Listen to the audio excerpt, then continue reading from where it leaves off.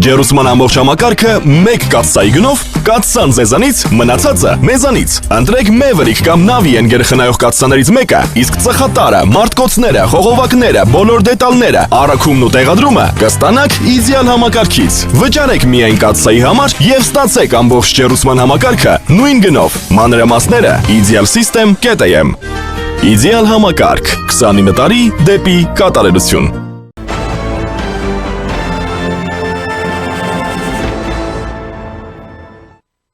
Դատարանը 2 ամսով երկարաձգել է Սամվել Կարապետյանի տնային կալանքը, նա մեղադրվում է իշխանության զավթման կոչի, փողերի լվացման, հարկերից խուսափելու եւ խարդախության հոդվածներով։ Լրագրողների հետ զրույցում Կարապետյանը նշել է, որ ազատության մեջ լինելու դեպքում ավելի ակտիվ կլիներ։ Ավելի արագ Փաշինյանին ճանապարհենք։ Իսկ ձեր գաղտնի պլանի հետ կապված որևէ նորություն կասեք, ինչպես եք այդ հեռացնելու։ Դե հերթով ասում ենք, դուք ուշադիր հետևեք։ Թե նա գաղտնի պլանով Ալեն Սիմոնյանին ճանապարհեցինք։ Դուք ճանապարհեցիք։ Հասարակ դուք ճանապարհեցիք ոչ թե։ Բա ով, Փաշինյանը խաբար չէր։ Պարոն Կարապետյան, այստեղ հավաքված ձեր աջակիցները գոնե ինչ որ կերպ տնային կալանքի դժվարությունը մեղմում են։ Գլուխը այն մեխանիզմի արդեն չկա, հիմա Փաշինյանը դարել է անգլուխ ձիավոր։ Մեղմում են այստեղ հավաքված ձեր տնային կալանքի դժվարությունը գոնե որոշ չափով մեղմում են։ Մեր թիմը իրոք մեղմում է։ Շատ լավ թիմ ունենք, դրա համար հավաքվում ենք, լավ բառեր ենք ասում իրար, հույս ենք տալիս իրար ու գնում ենք առաջ։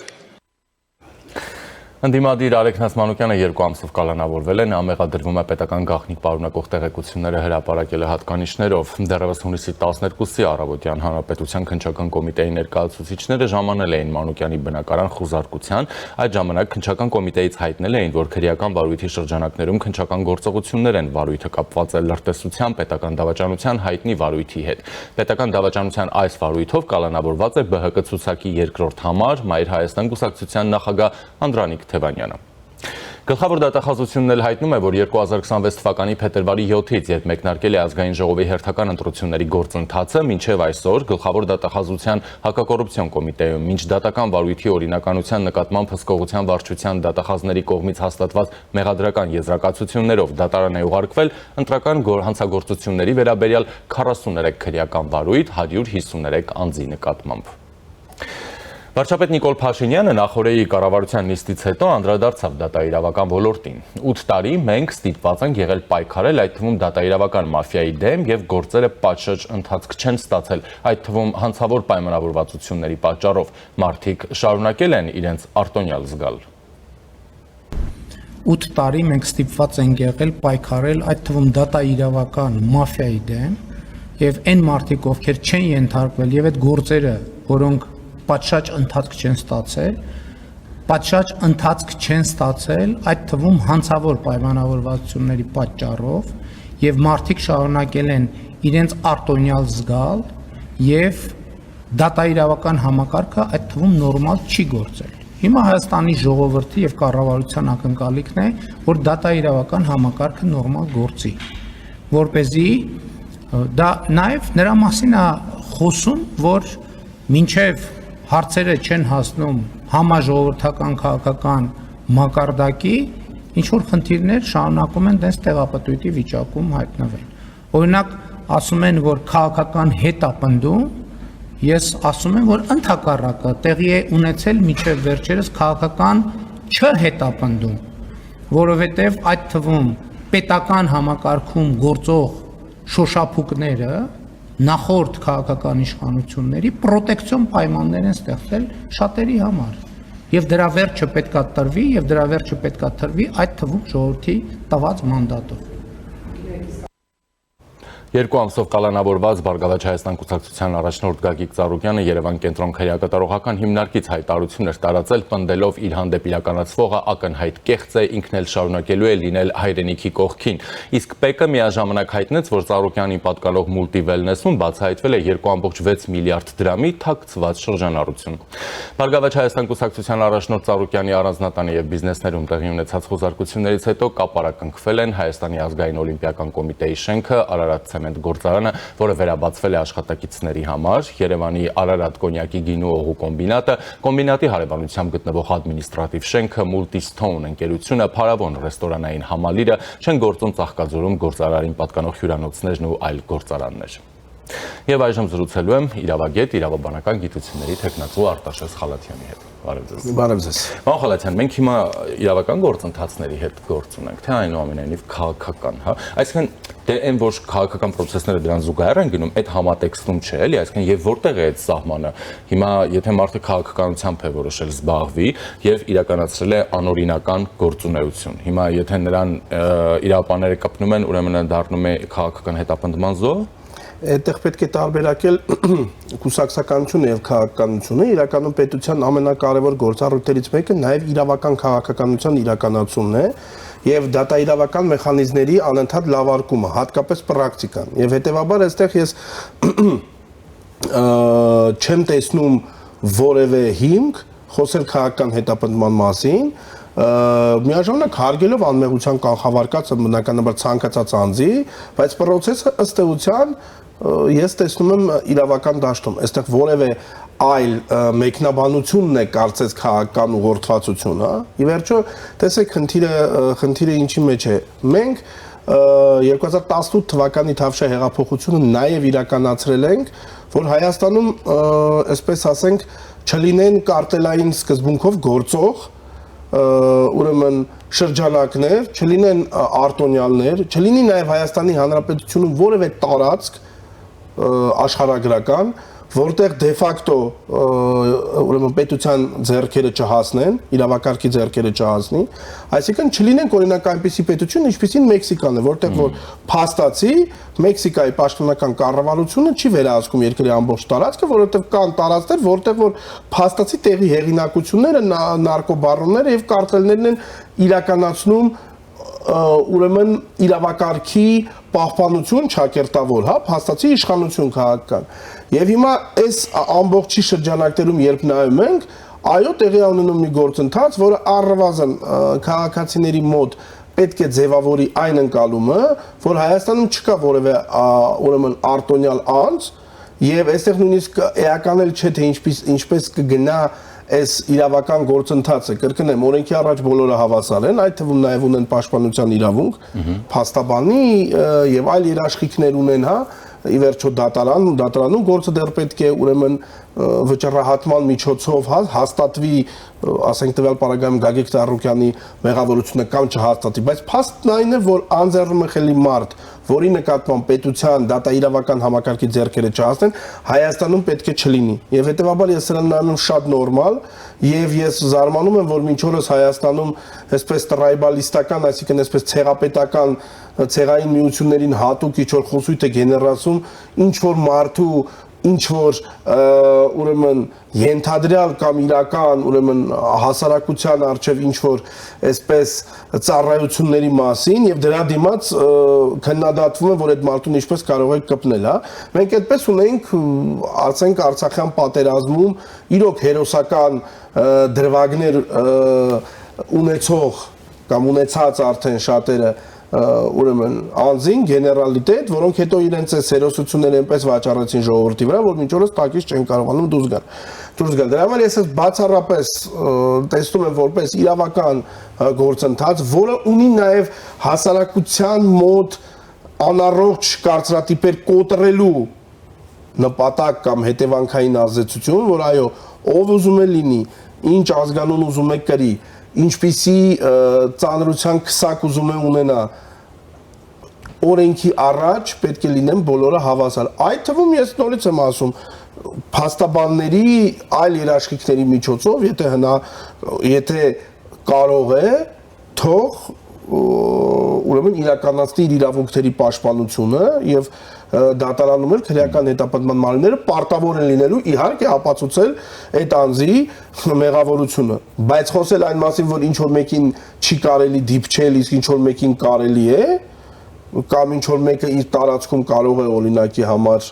իդեպ ժամանակին չհերկված տեղեկություններ կային, անուններ չտամ, կային տարածքներ, որ օրինակ ճանապարհային ոստիկանության կամ ոստիկանության ընդհանրապես ծառայությունը մուտք չուներ։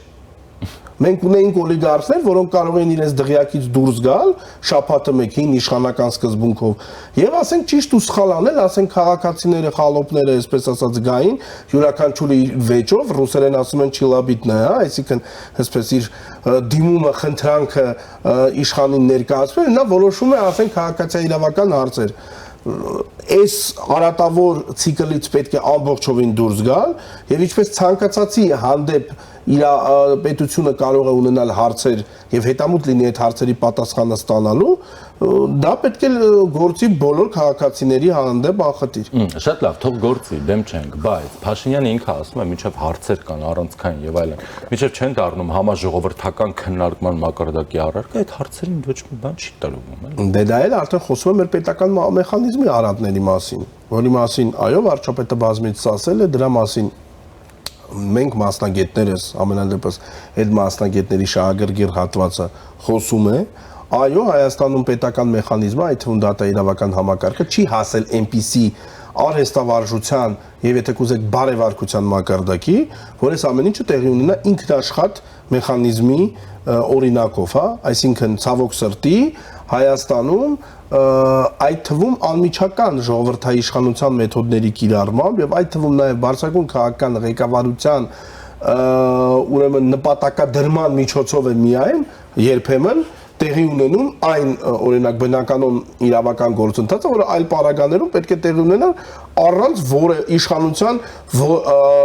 ոչ իրավասու թևի գոնե հրապարակային այսպես հայտարարության։ Հիմա ստացվում է, որ նույնիսկ այսպիսի գործընթացներում մենք տեսնում ենք պետական իշխանության մարմինների պարտադիր այդ փոխանդարձ զսպման կամ հակակշռման գործիքակազմի անմիջական կիրառման անհրաժեշտություն։ Այլ հավասար պայմաններում դա պետք է տեղի ունենար տվյալ պետական մարմնի իրավասու պաշտոնատար անձի պաշտոնական բարեվարկության շրջանակներում մարդը պետք է իր գործը նորմալ կատարել եւ ասենք չսպասել ինչ որ ազդակի, որ օրինական իր գործառույթը կատարի, այսինքն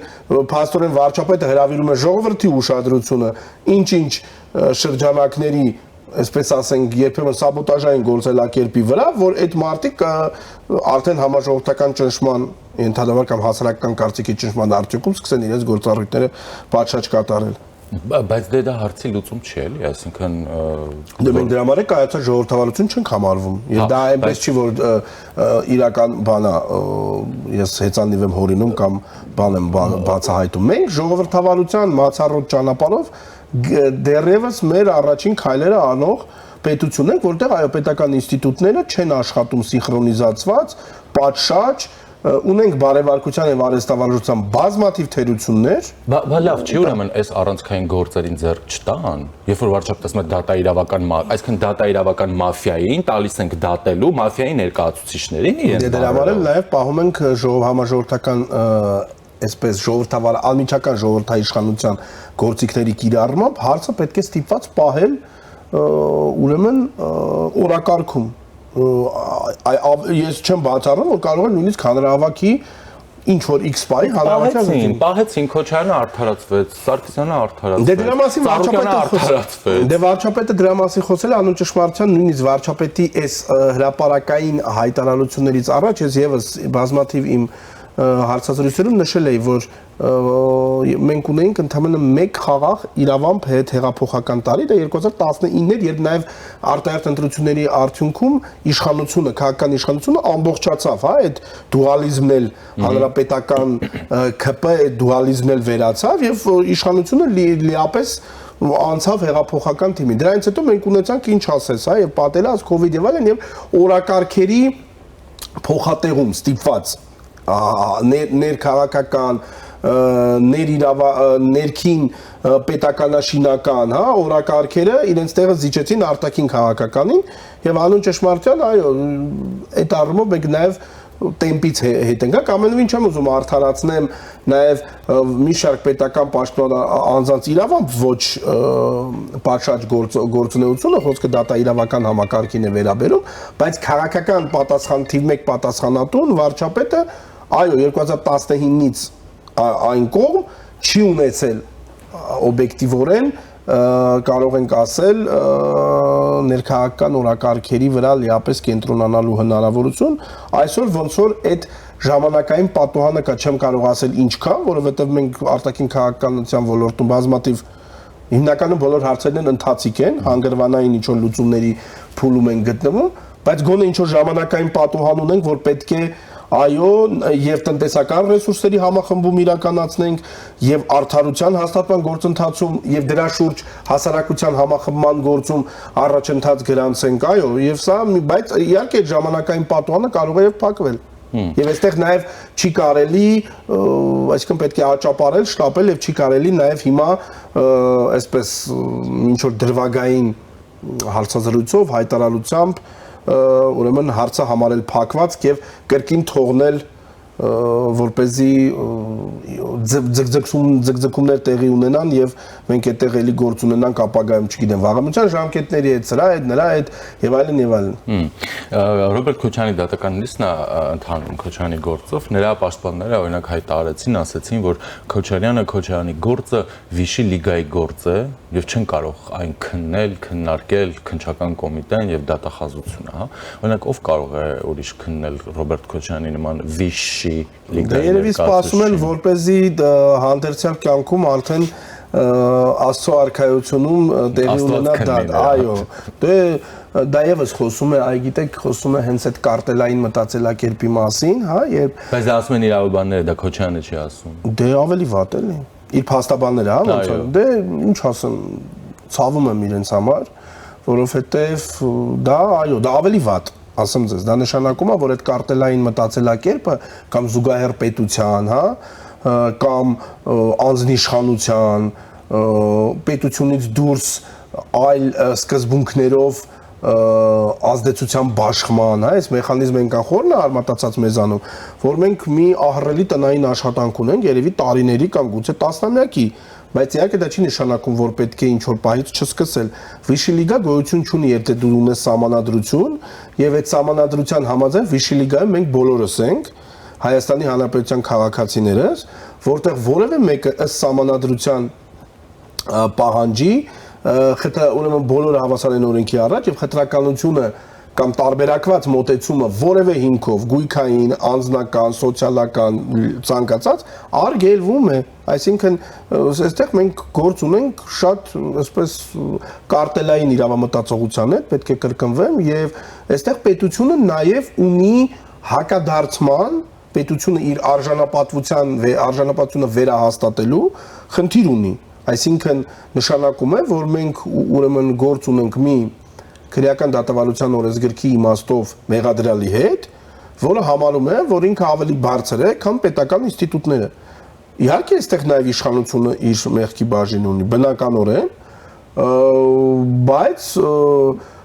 շտկելու հնարավորությունը այսօր գոնե ժամանակային իմաստով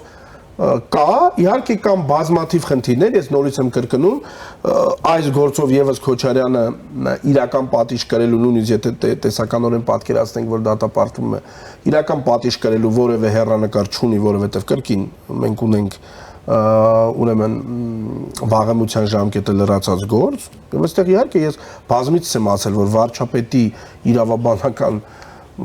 թիմում, այսպես ասենք, կան թերևս մարդիկ, որոնք կամ գիտելիքի ու փորձի պակասի կամ դիտավորության հետևանքով ստեղծում են այսպիսի իրավիճակներ եւ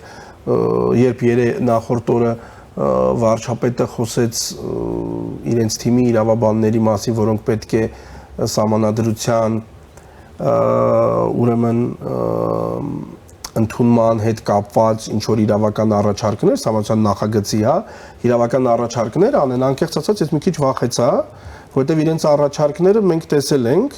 եւ դրա հետևանքներն էլ այդ թվում մեր բոլորից եւ քաղաքական իշխանության համար եւս տեսել ենք եւ ես այստեղ լրջագույն խնդիր եմ տեսնում եւ խնդիր եմ տեսնում նրա մեջ, որ թերևս իրավաբանական ոլորտը այն եզակի ոլորտներից է, որտեղ մենք գրեթե աղմկահարույց պաշտոնանկություն չենք տեսնում, այն պարագայում, երբ գրեթե բոլոր ոլորտերում մենք տեսել ենք, լավարկումները տեսել ենք, Բայց ամենախոցելի, երբ որ վարչապետը ինքն է ասում, որ թերևս ամենա այսպես հաջողություն չգրանցած հետեղափոխական շրջանում հաջողություն չգրանցած թիվ 1 ոլորտներ կամ ոլորտներից մեկն է, այդտեղ կարծես թե մենք որևէ քաղաքական պատասխանատվության ենթարկման դրսևորում չենք տեսել եւ այստեղ ես անձամբ կարծում եմ, որ վարչապետի թիվ 1 օրակարգային հարցերից մեկը պետք է լինի եւ կներեք, ես ձեզ մի օրինակ էլ կարող եմ հենց հականե հանվաներ բերել։ Լիպարի Դրմեյանը ինչ պաշտոն էր զբաղեցնում, միջազգային իրավական հարցերով Հայաստանի ներկայաց չի տեղակալի եւ աշխատակազմի ղեկավարի պաշտոններ զբաղեցնում։ Տեսեք որտեղ է նա հայտնվել։ Հիմա դա նորմալ է, ես կարծում եմ դա նորմալ չէ, երբ դա իրավական, անձնական բարեվարկության շատ ցցուն տապալում է, բայց դրա մասին ոչ մեկ չի խոսում։ Եվ ինչպես է նա այնտեղ հայտնվել, ինչպես է պաշտոնավարել, արդյոք օրինակի համար մարտի 1-ի հետ առնչվող եւ շատ այլ ուրեմն հարցերով կոմունիկացիան Եվրոպայի խորհրդի հետ լավ չի գնացել, գուցե վարչապետին ապա կողմնորոշել են նաև առայն թե ինչպես է օրինակ ընկալվում միջազգային հանրության մոտ մարտի 1-ի գործով դատական գործընթացը։ Գուցե ասել են, որ ամեն ինչ շատ լավ է, հետո մենք ստանում ենք այս վերջին վճիռը, որտեղ արդեն այնքան ուղիղ է ամեն ինչ ասված, որ ես կարծում եմ, որ արդեն պատասխանատուները իրավական պետք է վաղուց պաշտոնանկ եղած լինեն։ Իսկ այստեղ այս մարդը ուղղակի իր կամահայտնությամբ դուրս է գալիս եւ ավելին ասեմ, չարլեզուները ասում են, որ նաեւ իր օգտին որոշ շրջանակներ իշխանական լոբինգ էին անում, որ ինքը դառնա Եղիշե Կիրակոսյանի իրավահաջորդը։ Ես դες իրական բան եմ ասում, այսինքն ես իմ պարտքն եմ համարում, որպես վարչապետին շատ վաղուց ճանաչող եւ անձամբ հեղափոխությանը իմ մասնագիտական եւ անձնական սատարումը հայտնած մարդ, իմ պարտքն եմ համարում իմ մասնագիտության մեջ գոնես ուրիշտեղ էլ կարող եմ մտնել, իմ գիտելիքները դա ներում են, բայց բարեվարկությունը թույլ չի տալիս, բայց գոնե դատաիրավական ոլորտում ես իրավունք ունեմ այս ամբիոնից եւ ոչ միայն ասել, որ խնդիրներ կան եւ այդ խնդիրները